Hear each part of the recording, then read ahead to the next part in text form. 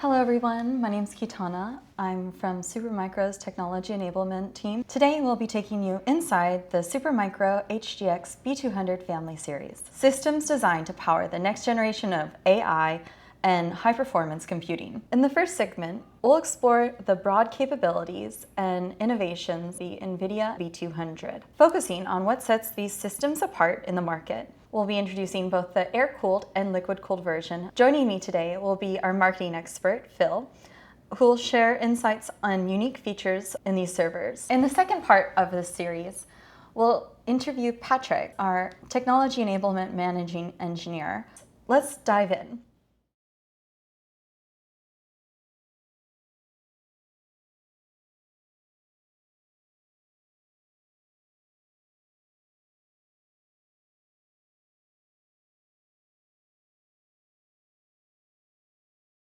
Right. Hello, Patrick. Welcome back. Hey, hello. So we're going to be talking about some of the Supermicro's B200 systems today, Yes. and I was hoping you could answer a few questions that I have. Let's start off with some of the market use cases. So which industries are showing the most interest in the B200 systems, and what specific use cases are driving adoption? Okay, well, that's a good question to start out our conversation with. So really what we're seeing here at Supermicro is that anyone who's doing LLM training, but more along the lines of the big models, not just casual ones. And these are also customers that but they actually do inferencing at a massive scale. So these are the types of customers who are doing the search advertising, they're doing the personalization on that kind of thing. But really, with that being said, these are the types of models that are multimodal AI. And these are the ones that are doing the video and the speech all together and the text all together, all in one. So they really need the B200 systems to really have that compute power to do that. Some of the other explanations that we have that I can give you from what we see here at Supermicro is that these are customers who are using real-time decision making, and that's in the world of finance. Understood. Yeah, so these are the guys that when they adopt the B200 system, they're asking themselves where the problem space is too big. And then what they're trying to do then they're also asking themselves, is it too fast, for older hardware? So if they answer those questions, then they go and convert to the B200 because now they have, like I was mentioning before, a larger amount of compute power to do all of this. But the most important part in addition to that is where the latency comes in and where the scale comes in. They need faster. And then they also have more model compatibility in that area as well. So these models would be kind of like the Llama 4 that just came out? Yes. Yeah, larger models. I mean, we're running even like 675 billion parameter models like DeepSeek R1 or the upcoming R3s. Then some of the other, 1 trillion parameter models that'll be coming out later on. Exciting. Okay. My next question would be, what is the ROI metrics that customers are using to justify the investment of the B200s? Because they're a little bit pricey. You're not incorrect, but this is a really, really good question. So what we see is that the most successful B200 systems don't just replace the customer's existing H100 or H200 systems. Oh. What they're really doing is they're rethinking their AI workflow. To do that, they want to utilize the B200's unique capabilities and strengths to do that. So for some of these customers that are doing this, their key metrics are dollar per training run. Okay. Yeah, and Dollar then per training. yeah, but also what's actually speeding up their training factor as well. So with the B200, you're able to run either the same kind of training you were before faster, or you're able to run your training on a larger scale, either at the same time or even faster before.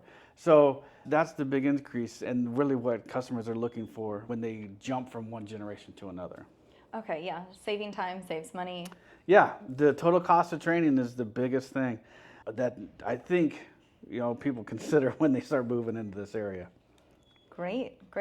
So how does the 3x training and the 15x inference performance improvement translate to these real-world business outcomes? So we touched on this a little bit earlier, but if we kind of visualize it, let's just take a 70 billion parameter model. And then what we're doing on it, and what we can say is that on an H100, let's estimate it takes about 30 days. Okay, for you. a solid month. Yeah, a solid month to converge. So if you use a B200 model, that actually drops it down to 10 days. No. Yeah, Okay, so seriously. that's like you could get it within less than half a month and the same quality. Same quality, or even better. So the impact it'd be a faster production iteration. Okay. That means from the R&D department, that accelerates it as well. So you get those two things combined, what you get is a faster time to market advantage on that. So you can actually push these things out a lot quicker, and you're the first one on the market, and people are using your product more and quicker than anybody else would be able to elsewhere. So I feel like this is going to be quite a hot commodity then. yeah, it will be, because if you get faster training and plus get more iterations on it at the same time, you get faster learning, you get a faster product, and those things just cycle all together, and you get more innovation. Customers get more revenue. So yeah, definitely.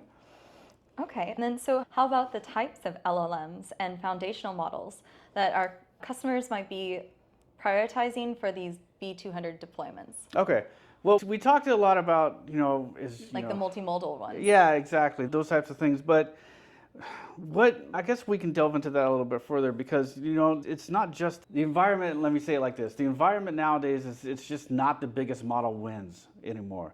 It used to be like that. We're seeing all sorts of models that are coming out that are smaller, that are doing more. They're more efficient and things of that nature. So B200 is really optimized for the deployment on the AI stacks that balance the model quality, the context length, the inference cost, those kinds of things, and the throughput. So customers are able to actually put together those models, maybe not in that 601 trillion parameter model type of output, but they're able to get better quality models on a lower end parameter-wise and out the door quicker. Is that because of all the fine tuning that's happened? Yeah, actually, it's prioritization mostly, what it comes down to. With any LLM really above 30 billion parameters, the multimodal models, your domain-tuned LLMs, those kinds of things, those are really involved in the embedding heavy architectures. So it's not just about size anymore, it's about the value density per the GPU cycle. I see, thank you for explaining. The next topic I want to cover would be the software ecosystem. So how does NVIDIA AI enterprise software how is it optimized specifically for the B200 system? Yeah, this is an interesting topic because the software stack is huge, right? There's it's 16, 17 years worth of CUDA, and it just keeps growing. So it's hard. Won't be stopping anytime soon. It will not, no. So, but it's hard to condense that down into a palatable answer, but let me try. Okay. We're seeing that, the NVAIE is not just compatible with the B200. In our testing and in our experience and what we're offering to the customers, and after we follow up with the customers, what we're seeing is that it's what's being used to unlock the full potential of B200 on that. So NVAIE is really nothing without the right CUDN. And TensorRT LLMs, NCCL testing, on the NeMo stacks. It's so if you use all of that, you get smarter precision on this. You get optimized prioritization, and correct me if I'm wrong, I think this is with base command or with mission control on that. And then that's also for scalable serving, and then NVAIE AIE actually gives customers the security that they want on an enterprise scale. So the integration is something we hardly talk about anymore because it's just there. It just works. So having an out-of-box experience is the best thing to do that. It's to talk about because the customers are just able to plug and play with it and do it. Yeah, I feel like that's the best experience when it's just easy to use and there's no bumps in the road, especially with development. I agree. I totally agree. Because, it's the ecosystem, like you were saying, it shouldn't just be there. It should actually support it. Yes. And it should be there. So it should be just easy to use, do it. And I totally agree with you. Yeah, so this whole experience is very streamlined. Then what are some of the software frameworks and libraries that have been updated to take advantage of the B200's capabilities? So a lot of the same frameworks that we're using right now are going through their iterations of being upgraded to support B200, because when you're graduating from the SM90 to the SM100 architecture, you need to make the software change as well. So that's being done currently, and Python has actually just released an updated version to handle B200 architecture here just within the last couple of weeks. Great news. Yeah, so it makes it a lot easier to do that. But what we are seeing is that some of the software, third party, but also internally, that has to be tuned is Yeah, I'll just say tuned. It's to help it understand the correct FP8 behavior to do that. So that you can utilize that type of data set and be able to push that GPU to the fullest extent in that regard. And what we're trying to help others understand is that we're trying to help them choose the right kernel fusion path to that. Because you're going to have to recompile the kernels back from H100 into the B200 to do it, to take advantage of it. And that's where NVAIE comes into play as well, and helps the customers do that. But then when you're talking at scale, NVAIE and the supporting software modules help out with the efficiency on that as well on the networking side. Understood, understood. My next question would be, how does the software stack support the transition from this development to deployment in production environments? So say I wanted to have a really large scale cluster. So as with everything that we do here in Supermicro and as we see in life, it's not just a straight line. To do that. It's really a loop. So the modern software stack for B200 really has to make that loop. So it has to be faster, it has to be more stable. We were talking about that a little bit before. Yes. But we need to see those improvements, and customers need to see those improvements in the precision and the memory side of things. The inferencing runtime tools have to definitely be more stable as this goes on. You have to really have these types of things be more observable in the sense of GPU latency, like I was saying, natively, but natively. And then when you pull all that together, then you have to make it more repeatable. So being able to have consistency and repeatable results is really what's going to matter. So that software stack, that's the basis of it. So the real value of the stack really isn't just about acceleration. So this is about the removal of friction or the removal of barriers to that. So once we get these software stacks up and running and on the same level of where they need to be, what that does is that it gives us the faster training, gives us the cheaper inference, and it gives us all of the smarter models basically for that. So, are there any improvements for the developer experience in the B200s compared to previous generations? So I'm not a developer, but what I can tell you from my personal experience and then from talking to other people, that it's really just about the tools. Okay. It's about how quickly they can go from an idea to insight. It's about how confident they really are with their models and how confident it is working with that. I think the biggest thing that I'm hearing is that it's the time spent exploring versus the time spent debugging the problems have, and then how often actually those tools will help them. So I guess what I'm really trying to say is that the B200 stack fuses all of these things together. It fuses memory scaling together, it fuses precision, reliability together to do that, and it helps try to tilt that balance in favor of the developer.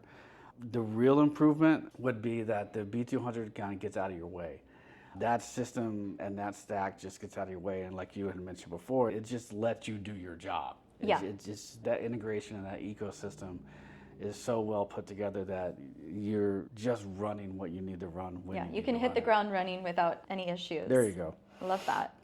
The next category I'd like to cover is, how about some POC and implementation? So what would be your recommended approach for setting up a proof of concept with a B200 system? Oh, well, that's easy. I say that it's easy. That's easy. Yes, Okay. It's easy because what we can do with Supermicro is actually take that out of a lot of people's hands. We have our wonderful Jumpstart system that people can come and sign up for. We host it here, and all you really have to do is log in and run what you need to run. We have a great team that also hosts a number of liquid-cooled B200 systems here. So we offer a lot of availability to customers to just log in to a pre-configured system that has the right software stack, it has the right OS on there, and the customer just goes and tests and does what they need to test. That's the easy one. But if someone were to set this up at home, they'd have to recreate all of that.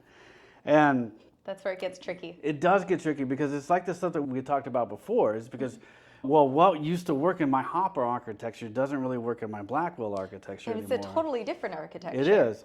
So now I have to wait for the software to come up and running. You still need the basics, right? You still need your frameworks, you still need your CUD and you still need all of your CUDA, is it going to run on 12.4, 12.6, 12.8, and what OS you want to run. As we've been offering these systems in Supermicro, the software has been catching up with the hardware. So now I can confidently say that you can take one of these systems from Supermicro and you can actually put it in your environment and you can download the latest software and it will just work. You have two options. One, we can do it for you, or you can do it yourself. Okay, yeah, I'd opt for the let someone else do that for you. Absolutely. Okay, I guess what benchmarking methodologies should we use to evaluate the performance on the B200 for our specific workloads? Do we have any material that we would suggest? Yeah, we do, but that's a huge discussion because we see customers running all different types of benchmarks, and it's really not just about benchmarks that are, what's fast and what's not. That's all well and good. Everybody can publish the numbers for whatever model and say, I get this many tokens per second. Fine tune it. Yeah, and then do what they want to do. Tweak it. But I think the conversation should really be steered around, or the answers to the conversation should be steered around, to what bottlenecks are disappearing for the customer. Okay. What bottlenecks do disappear? Well, that's on the customer side, right? So Yeah. they're saying, oh, hey, this was really running pretty choppy in my previous architecture. Now it's not. And that could be due to the fact that, this new Blackwell architecture is just blowing it out of the water. And then they're like asking if they may need to do more fine tuning. They may not need to do more fine tuning. So the benchmarking now comes down to saying going past just the number generation to asking about, what the cost per inference is going to be. What can the customers kind of promise during their business teams and stuff like that? What was actually available now that wasn't available before? You get an increased amount of HBM memory, right? So you're looking and saying that, hey, this is actually a larger footprint that I can put a larger model on, and I don't need as many systems as I used to before. I can take one, HGX system with a B200 and I can put the entire model on here, or I can split it up. But I don't need as many systems. I may not need, 512 systems. I only may need 256 or 128, who knows, because of what the improvements of B200 have done. So these are the questions that are kind of being asked more so than just, how fast can I redline something? It's the right methodology really isn't just technical, it's strategic. So it moves the B200 from a capital expenditure to a competitive weapon, more so than anything else. So that's what it does. I think at the end of the day, what it does is it gives the customer and the consumer confidence, and confidence that it's going to work and that it's going to work right. Okay, so last question for today. How does the HGX SuperPod reference architecture for B200 differ from previous generations? Yeah, that's going to be an extremely detailed discussion. I think we could spend a little bit of time on it, though. I made sure to take some notes just in case I veer off course or miss something here. But let me try to condense it down into a few simple statements, if I may. Thank you. So the B200 HGX SuperPod isn't just an upgrade, it's a completely re-architecture how it is. So we had mentioned this kind of before, but it actually shrinks the nodes down needed for these massive models that we have. The interconnects are actually flattened to reduce the bottlenecks for it. There's a greater demand, shall I say, for a tighter thermal and power design on it. This is where, I think I talked about it before, but using base command comes into play for this on the orchestration side. It's something that when you start throwing these things together, it's going to expand the frontier of what's feasible outside of the hyper architecture that we have going on for the hyperscalers. I think just plainly speaking, without going into a ton of technical details on this, when it comes down to networking, when it comes down to the switches, the AOC NICs, everything else like that, it's going to bring what we see as the frontier scale AI to the hands of larger enterprises or even small to medium businesses without having that hyperscaler footprint. So this is where a larger HBM footprint in the SXM module itself comes into play. So like we were saying before, it's like instead of having the need to pack out a data center with 512 systems, you can have that reduced to half or more to do that. So that opens the door to more people and gives them the opportunity, shall I say, to play with the big boys on that. Kind of transforms it from being a luxury, I'd like to have kind of item, into more of a competitive platform at the production scale. Wonderful. That was really a good explanation about this. Thank you so much for your time today, Patrick. Absolutely. We really appreciate you coming back on. Thank you. We'll hope to see you again in the future. Will do. I'll be here. Okay, thank you. Thank you.